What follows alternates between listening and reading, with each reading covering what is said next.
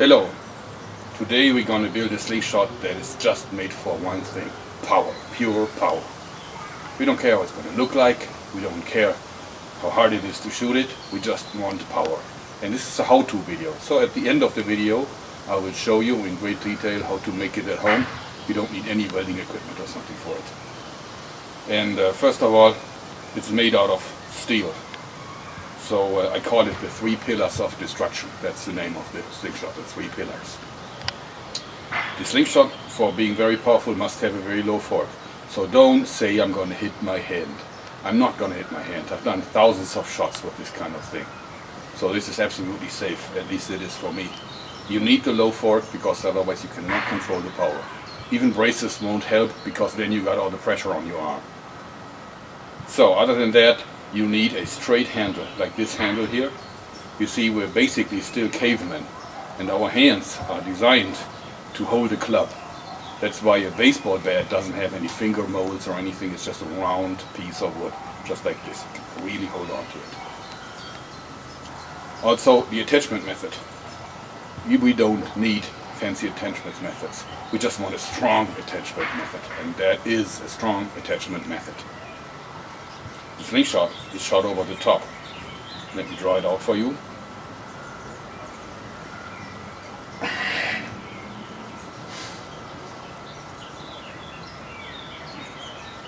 It's a very strong slingshot. This is absolutely my strongest band sets, consisting of 2 layers of full width TheraBand black. Okay, now we're going to shoot with it, and then I'm going to show you how to make it. So, a strong slingshot needs heavy ammunition, because a lightweight ammunition won't have a lot of energy. So first we're going to start with these 18mm hex nuts, weighing 41 grams.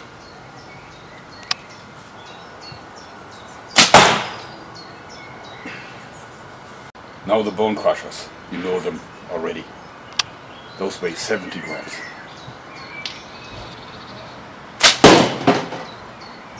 Now onto the 30mm steel balls, weighing 120 grams.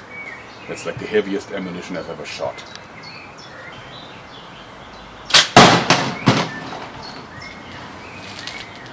Now in comparison, this tiny 20mm steel ball, weighing 30 grams.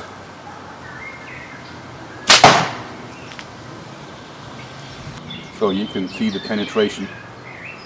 Bone crusher, 30mm steel ball, hex nut, 20mm steel ball. Okay, so that was the demo how it shoots and how it looks like. It's not beautiful, but I think it has a rugged, talks business-like design. So I think it's not ugly, it's just effective. This is what we need to make the slingshot. A piece of round wood for the grip, a length of rectangular pipe, steel, a threaded rod that's M12, 12mm, could also be 1/2 inch, and a piece of aluminium tube that needs to fit snugly over the threaded rod. The tighter it fits over it, the better. Okay, some epoxy glue, like 2 component, a drill, 12mm or 1/2 inch if you're using 1/2 inch threaded rods. 6 washers and 6 hex nuts fitting for the M12 or 1/2 inch threaded steel rod. So now we need 3 holes clean through this steel tube, and set these 7 centimeters apart. So that is the way how it's supposed to look like now. Next you cut off a 12 centimeter piece of the wood, and you drill a 12mm hole about 10 to 11 centimeters in. Make sure it's as perfectly centered as possible, although it's not so bad if it's a little off, it doesn't matter. Next you saw off a piece of the threaded rod, and then you mount it in the middle of the tube. Make sure you really tighten these nuts. And the leftover part should be as long as the hole in the wooden grip. So this is how the grip now fits over the bolt, and we're going to glue it in place later on.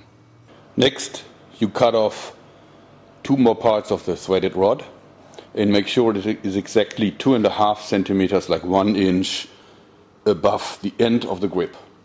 Make sure they have the same length. This is actually a good way of checking.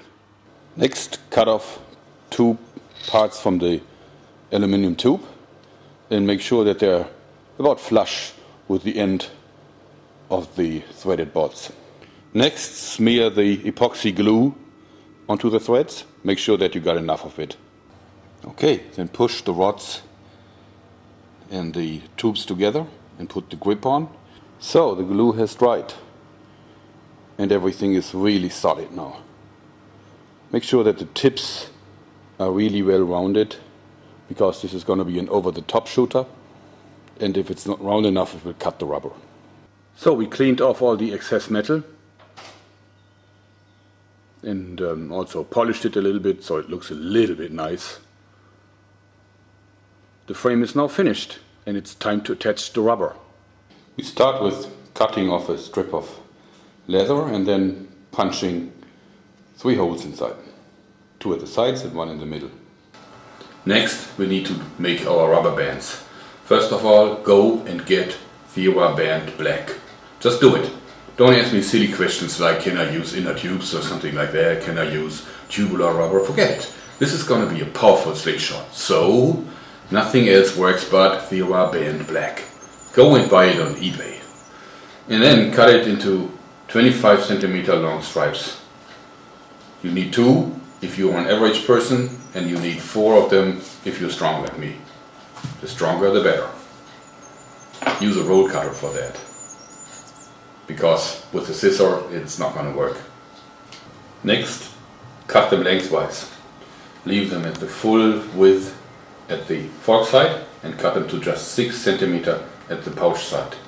This is an extreme tapering and it is going to shorten the band lifetime, but remember, we are on the hunt for power, not for compromise. Okay, and then you take the rubber and you fold it 2 times until it looks like this. You take the slingshot and you put it over the fork about 2.5 centimeters, like this. And then you take a rubber band, that could be like office rubber, could also be a strip of Theobald gold or so, and you start wrapping it around, always putting it very tightly, like this, and then you wrap it.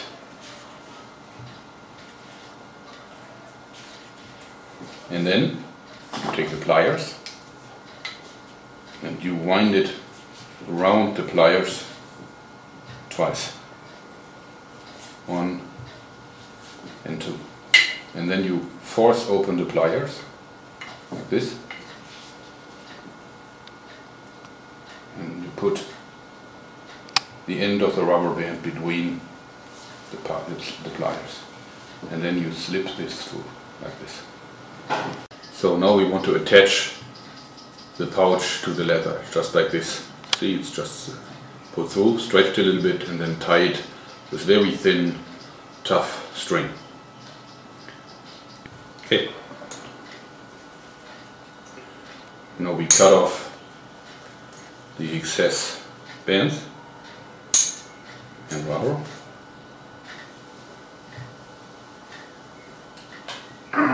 Please stretch the rubber a few times.